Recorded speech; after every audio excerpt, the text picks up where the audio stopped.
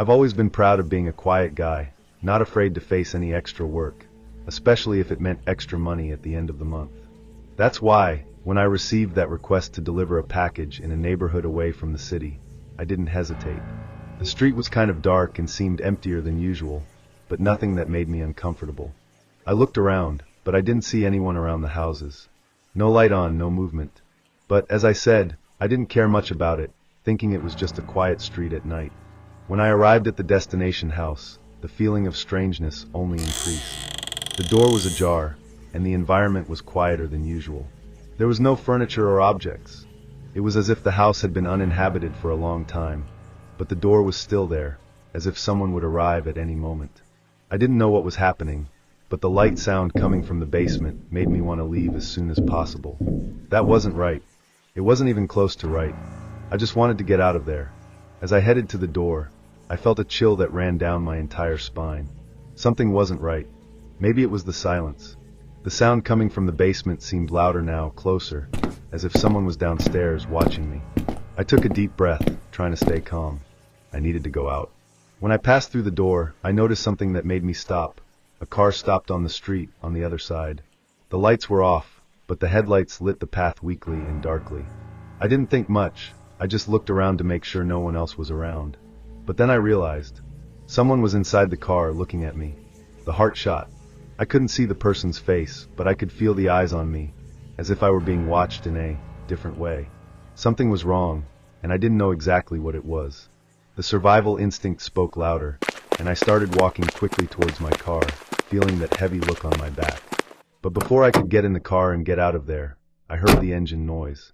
The car was following me. My blood frosted. I knew what that meant. They were behind me. Fear squeezed my chest even more, and I stepped on the accelerator with everything. But the car continued at the same speed, maintaining a constant distance. I looked through the rearview mirror and could see the lights of the vehicle still there, illuminating the dark and lifeless road.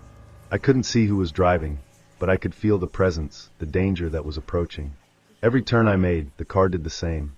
Every time I tried to accelerate more, the car seemed to accompany me, as if it had calculated my every move. Despair began to take over. I knew I couldn't take that risk alone. That's when I took my cell phone out of my pocket and called the police. The voice on the line was calm, but there was a tension in the words. They said they had already received other calls about the neighborhood, which was known for suspicious behavior. Unidentified cars, people being followed. "Stay where you are, let's send a car," was all they told me. But the car wouldn't stop. He got closer and closer, almost as if he was waiting for the right moment to reach me. The cold took over my bones, and for a moment, I felt that I would have no escape. What did those strangers want from me? Who were those people, and what were they doing in that deserted neighborhood? The tension was unbearable. I was a few meters from the street exit when, suddenly, the car accelerated towards me.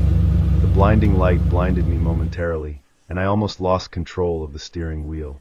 I was forced to swerve to the side street, entering a dark and narrow alley. My heart was racing, and for a moment, I thought it was all over. I was forced to stop the car, because the alley was blocked by a fallen fence, leaving me with no way out. That damn car stopped right behind me. There was no way to escape anymore. The lights were so close that I could hear the engine rumbling, and the doors opening with a creaking that seemed to echo through the empty street. The fear was palpable. I was alone in a strange place, and now I knew that something very wrong was happening. That's when I realized. Outside, where the doors opened, there was no one. Nothing. No movement, no shadow. An absolute silence. An icy sensation took over me. I got out of the car quickly, but there was no one else there. The car was empty. What had happened? Who was chasing me? I didn't know what was real anymore. With my heart still racing, I turned around and, in an impulse of pure survival, accelerated down the main street, trying my best to ignore the fact that the car seemed to follow me in the distance. I was almost arriving at the exit of the neighborhood when the police called me. I was still panicking, trying to explain everything quickly, when, to my surprise, the policewoman on the other side of the line told me something that made me freeze. There is no record of any car in the area, but we can see that the neighborhood has several occurrences of persecutions and kidnappings of people. Stay alert. The call was suddenly cut. I no longer knew if I was in a real situation or if my mind was playing tricks on me, but something told me that it was very far from being a coincidence. That feeling of being watched, of knowing that there was something wrong. never left me, even after returning home. I never went back to that neighborhood. And you, have you ever had the feeling of being followed or watched, even without explanation? Tell me in the comments. I want to know what you think about what happened to me. I've always been skeptical with these stories of people listening to things in empty houses, but I went through something that to this day makes me shiver just remembering. A friend of mine traveled over the weekend and asked me to take care of his house. It was a good opportunity to get out of my routine a little, since he lived in a quieter and more spacious neighborhood. The first night was normal, taking out one or another noise of the creaking wood, something I attributed to the silence of the place. But on the second night, I started to hear footsteps upstairs. They weren't those occasional snats of old houses. They were firm, slow steps, as if someone were walking from one side to the other. I took my cell phone and climbed slowly, each step looking heavier than the previous one. But when I opened the door to his room, there was no one. The next day, I decided to ignore that and follow the plan of just enjoying the weekend. That's when the doorbell rang and a man appeared outside. He introduced himself as a friend of the owner of the house and said he just wanted to talk.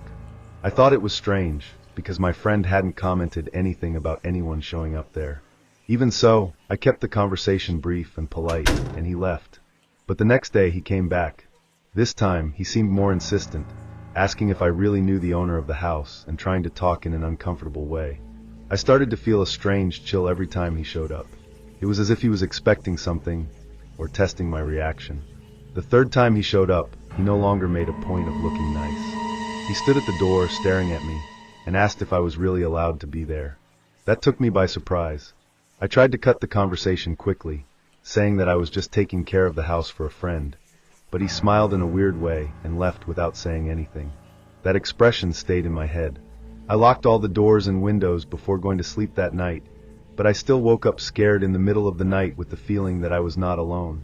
I lay down for a while, listening to the silence, until a low creaking came from upstairs. My heart raced.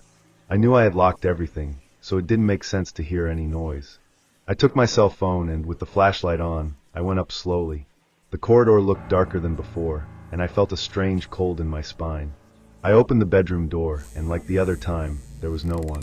But something made me freeze at the time. The window was unlocked. I was absolutely sure that I had closed them all before going to sleep. Someone was there. The next morning, my head was a mess. I wanted to believe I was exaggerating, but something didn't seem right. I sent a message to my friend asking if he really knew that guy, and the answer came quickly. What guy? My stomach turned. I told him about the visits, and he assured that he had not left anyone with authorization to enter. My whole body got tense. Who was that man? What did he want? Before I could think of an answer, I felt a chill run down my spine when I heard a sound coming from the entrance of the house. I went to the door, and my heart almost stopped. The lock was open. I was sure you locked it before going to sleep. Panic took over me while I checked my belongings. That's when I realized my wallet was no longer on the table where I had left it. My first instinct was to run away, but my legs seemed stuck to the ground. I took my cell phone and called the police with my hands shaking. While explaining the situation, I heard a noise coming from the back of the house. Someone was still there. At this point, my heart was hammering in my chest.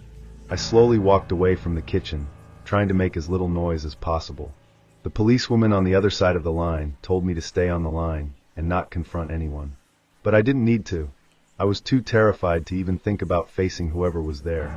I hid behind the couch, trying to control my breathing. The noise of something being moved in the back of the house became louder, followed by an absolute silence. I knew the police were on their way, but what if they didn't arrive on time? Suddenly, footsteps echoed through the corridor. Someone was coming towards the living room. My vision was blurred for a moment, fear making me dizzy. Then the doorbell rang. A short and insistent touch, followed by strong knocks on the door. The stranger in the back also heard, because the steps suddenly stood. I didn't know what to do. The voice of a policeman came from outside, ordering whoever was there to turn themselves in. For a second, everything stood still in time. Then, a deafening noise of something falling in the backyard. The noise was followed by quick steps, someone running. I heard the back door open violently, and soon after, a scream. I jumped from behind the couch and ran to the window to see what was happening. The police were already inside the backyard, and 2 officers held a man on the ground, the same guy who had been appearing in the house in recent days. His face was twisted in a mixture of anger and frustration. One of the policemen found my fallen wallet near the door, and then, when they searched the subject, they found a bunch of keys. Later, I found out that he had a copy of the house key and was going in and out whenever he wanted, waiting for the right opportunity to take more than just my wallet. To this day, I have no idea what would have happened if I hadn't called the police in time. And the scariest? My friend assured that he never gave a copy of the key to anyone but me. So how did this guy get in? We never had that answer, and just remembering it, I feel a chill down my spine. Since that day, I have never been alone in anyone's house without checking all the locks before. And you? Have you ever been through something similar? Have you ever felt that there was someone inside your house without explanation? Tell me in the comments, I want to know. I got home exhausted that night. I just wanted to take a quick shower and throw myself on the couch to watch some light movie. My routine was always the same. Lock the door, leave the bag on the sideboard, and change clothes before relaxing. But that night, while I was preparing everything to accommodate myself, I heard a strange sound coming from the corridor. It looked like something small falling to the floor, a dry and muffled noise. I looked to the sides, tried to identify the origin of the sound, but I didn't see anything out of place. I thought it might be something that I had left badly supported and moved on, ignoring the uncomfortable chill that ran down the back of my neck. I sat on the couch, trying to focus on the movie, but my attention was interrupted again. A new noise, now coming from the bedroom closet. A low snap, as if something had been moved in there. My heart accelerated instantly. I felt a weight in my stomach, that uncomfortable feeling that something was not right. I swallowed hard and got up slowly. Had I really locked the door when I arrived? Was my mind playing tricks on me? The house was too quiet, and every step I took towards the room seemed to echo in the heavy air of that night. With my breathing accelerated, I was checking each room, trying to find a logical explanation for those noises. I went through the kitchen, the bathroom, and the hallway, without seeing anything strange. But when I got to the room, something made me stop. In the hallway mirror, a strange reflection caught my attention. My blood frosted at the time. It was a shadow moving towards the back room. My heart raced. It couldn't be a game of light. It couldn't be imagination. That was real. My mind screamed for me to get out of there, but my body seemed locked. I tried to gather courage to turn around and look directly, but the fear was paralyzing. That's when I heard a muffled sound coming from the room, as if someone had taken a careful step on the wooden floor. That was enough to get me out of the torpor. My instinct took control, and before I could rationalize, I ran to the front door and went out to the street, feeling my heart beat in my chest as if it were going to explode. Outside, my hands were shaking as I called the police. My voice came out trembling when explaining the situation, and in a few minutes, I could already see the lights of the vehicles reflecting on the windows of the house. The police arrived quickly, asking if there was anyone with me, if I had seen anything. I pointed inside, explaining about the noises and the shadow I saw in the mirror. They entered cautiously, weapons in hand, while I waited outside, unable to take my eyes off the open door. Time seemed to drag on. Every second seemed like an eternity. Then suddenly I heard a loud noise inside. One of the policemen shouted something I couldn't understand. Then I saw two of them leaving with a man in handcuffs. My stomach turned when I saw him. He was thin, with dirty clothes and a cold look, expressionless. What made me shudder was what one of the policemen said when passing by me. He was hiding in the back room, with a knife. My heart raced when I heard that. If I hadn't left on time, what would have happened? The policeman kept talking, saying that the man had not broken into any doors or windows, which meant that he was probably already inside the house before I even arrived. This thought made me feel a chill down my spine. How did he get in? How long have you been there? I tried to remember if I had left any door open, but nothing made sense. While the police searched the place, one of them found something that made me feel even worse. A black bag hidden inside the closet, containing ropes, adhesive tape, and a change of clothes. I felt a wave of nausea. That meant he wasn't there just to steal. He had a plan. The officer who analyzed the items looked at me with a serious face and said, "You were very lucky to leave on time." That hit me like a punch in the stomach. That was it. If I had ignored the noises, if I hadn't looked in the mirror, maybe I wouldn't be there anymore to tell this story. I spent the night at a friend's house, unable to sleep. The noise of the closet, the shadow in the mirror, everything seemed like a warning that, fortunately, I heard in time.